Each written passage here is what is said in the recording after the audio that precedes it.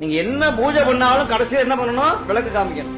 விளக்கு இல்லைன்னா பூஜை கிடையாது. எல்லாருக்கும் தேங்காய் உடைக்கிறோம், ஊதுபத்தி காட்டுறோம், நெய்வேத்தியம் காட்டுறோம், சூடம் காட்டுறது இல்ல அப்படின்னு என்ன அர்த்தம்? என்னையா கோயில்?